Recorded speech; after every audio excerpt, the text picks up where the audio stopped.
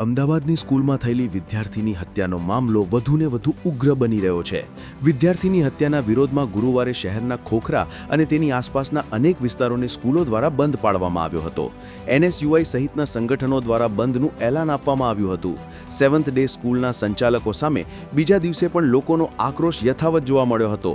આ દરમિયાન રાજ્ય બાળ સંરક્ષણ આયોગ દ્વારા વિદ્યાર્થીની હત્યા મામલે રિપોર્ટ માંગવામાં આવ્યો છે।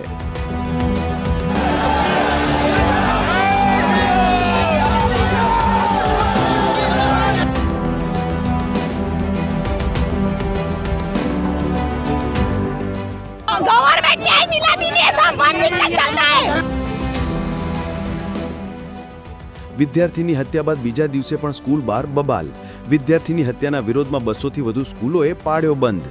ખોખરા, મણિનગર, ઈસનપુર સહિતના વિસ્તારોમાં સજ્જડ બંધ। બુધવારની જેમ ગુરુવારે પણ રસ્તા પર હજારોની સંખ્યામાં ઉતરી આવ્યા વાલીઓ। હલ્લાબોલ કરી જાહેરમાં બોલાવ્યો સ્કૂલ સંચાલકોનો હુરિયો।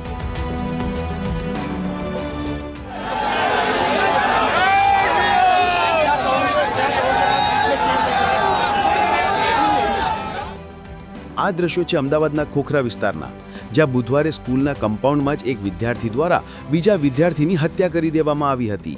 આ દ્રશ્યો છે અનેક વિવાદોમાં સપડાયેલી સેવન્થ ડે સ્કૂલ પાસેના। વિદ્યાનું આ ધામ હાલ એક વિદ્યાર્થીની હત્યા બાદ સમરાંગણમાં ફેરવાઈ ગયું છે। गवर्नमेंट न्याय दिलाती नहीं, ऐसा मानसिकता चलता है। बाकी सब ठप हो जाता है। इसका बच्चा जाता है, उसको मालूम होता है। हमारी भी बच्ची स्कूल में पढ़ती है, बुखार आता है तो हम तो पेरेंट्स को जाने नहीं देते लेने के लिए। स्कूल में नॉनवेज खाया जाता है, नॉनवेज। એ બાબતમાં છોકરાને લાશ તરફાડે છે પણ કોઈ લઈને નહીં જતું છોકરાને। તો ઇન્ને બોડી કાઢે, સીસીટીવી ફૂટેજ નીકાળવા માંગવા। સ્કૂલમાં એક વિદ્યાર્થી દ્વારા બીજા વિદ્યાર્થીની હત્યા બાદ વાલીઓ તો પોતાના બાળકની સુરક્ષાના પ્રશ્નને લઈને ચિંતિત હોય તે સ્વાભાવિક છે, પરંતુ રાજકીય પક્ષો અને નેતાઓ પણ તકનો લાભ લેવા મેદાને ઉતરી પડ્યા। કોંગ્રેસની વિદ્યાર્થી પાંખ NSUI હોય કે પછી ભાજપની વિદ્યાર્થી પાંખ ABVP, બંને સેવન્થ ડે સ્કૂલમાં થયેલા સ્ટુડન્ટ મર્ડરની ઘટનાના વિરોધમાં રસ્તા પર ઉતરી વિદ્યાર્થીને ન્યાય અપાવવાના નામે વિરોધ પ્રદર્શન કરીને પોલિટિકલ માઇલેજ મેળવવાનો પ્રયાસ કર્યો। स्कूल के प्रशासन के द्वारा सीसीटीवी फुटेज को डिलीट किया गया है, तो लेकिन जो पूरा मांग की जाए उस पर कार्यवाही की जाए। दूसरा कि जो बच्चे की डेथ हुई है उसकी स्कूल उसको पूरी की पूरी उसकी फीस वापस दे, क्योंकि आपका समझ लो बच्चा है नहीं। दूसरा कि इसके अंदर इसका गवर्नमेंट अंडर आ जाए। इसके अंदर अभी पहले से बहुत सारे जुगाड़ कर पकड़ा गया है, ड्रग्स पकड़ा गया है, उससे पूरा के पूरा पुलिस द्वारा एक्शन लिया जाए। મંગળવારે અમદાવાદના ખોખરા વિસ્તારમાં આવેલી સેવન્થ ડે સ્કૂલમાં ભયાનક બનાવ બન્યો હતો, જેમાં ધોરણ 10માં અભ્યાસ કરતા એક 15 વર્ષના વિદ્યાર્થી પર તેના સ્કૂલના ધોરણ 9ના વિદ્યાર્થીએ સ્કૂલ કમ્પાઉન્ડમાં છરી વડે હુમલો કર્યો હતો। ગંભીર રીતે ઘાયલ થયેલા વિદ્યાર્થીનું સારવાર દરમિયાન મોત થયું હતું। બીજા દિવસે વિદ્યાર્થીનું મોત થયા બાદ શાળામાં લોકોના ટોળે ટોળા ઉમટી પડ્યા હતા, જેમણે શાળામાં ભારે તોડફોડ કરી હતી। સ્કૂલના પ્રિન્સિપાલ અને પૂરા ટ્રસ્ટીની બેદરકારી છે કે આ લોકો માણસોને કાયમ માટે સ્કૂલ બંધ થવી જોઈએ, માન્યતા રદ કરવી જોઈએ।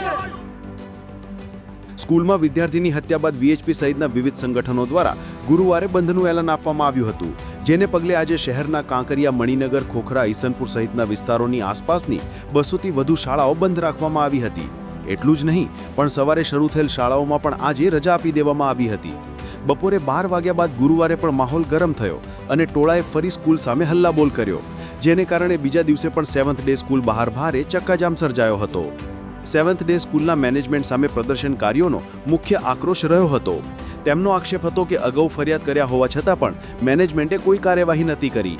તેમનું માનવું છે કે આ બેદરકારીને કારણે હત્યા થઈ। સમગ્ર મામલે બાળ સંરક્ષણ આયોગે પણ રિપોર્ટ માંગ્યો છે।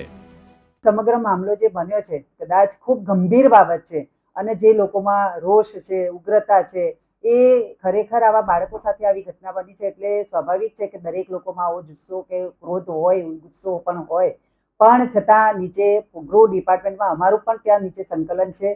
શિક્ષણ વિભાગ પણ ત્યાં સ્કૂલને નોટિસ પાઠવેલી છે અને એ પણ કાયદાની જોગવાઈ પ્રમાણે જે પણ સમગ્ર ઘટના એનું જે તથ્ય છે એ પુરાવા સાથેનું જે બહાર મળશે એ મળ્યા પછી કાયદાની જોગવાઈ પ્રમાણે કેટલું સત્ય છે, કેટલું એ છે એ પ્રમાણે યોગ્ય પગલાં લેવાશે અને જે પણ સ્કૂલ ઉપર પણ જે લાગશે કે ભાઈ આ સ્કૂલની ગેરરીતિ કે જે એમની નિષ્કાળજી છે, બેદરકારી છે, તો સ્કૂલ ઉપર પણ એમનો સમગ્ર અમે પણ રિપોર્ટ અહીંયાથી માગ્યો છે.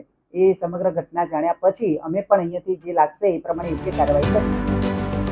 વિદ્યાર્થીની હત્યા બાદ અમદાવાદના મણિનગરની વિવિધ સોસાયટીઓમાં જન આક્રોશ જોવા મળી રહ્યો છે. લોકો દ્વારા સ્વયંભૂ મૃતક વિદ્યાર્થી નયનને ન્યાય અપાવવાની માંગણી સાથે રેલીઓ કાઢવામાં આવી રહી છે. સૌ કોઈ 7th ડે સ્કૂલના ધોરણ 10ના વિદ્યાર્થીની ક્રૂર હત્યાનો વિરોધ કરી રહ્યા છે.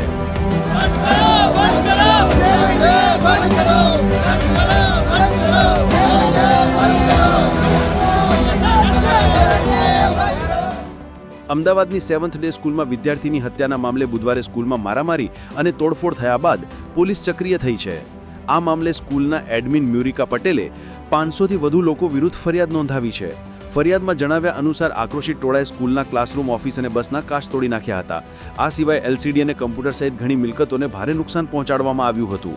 સ્કૂલના મેનેજમેન્ટે અંદાજે 15 લાખ રૂપિયાનું નુકસાન થયું હોવાનો દાવો કર્યો છે. આ ઘટના બાદ ખોખરા પોલીસે રાયોટિંગ, મારામારી અને જાહેર મિલકતને નુકસાન પહોંચાડવા જેવી કલમો હેઠળ ગુનો નોંધીને વધુ તપાસ શરૂ કરી છે.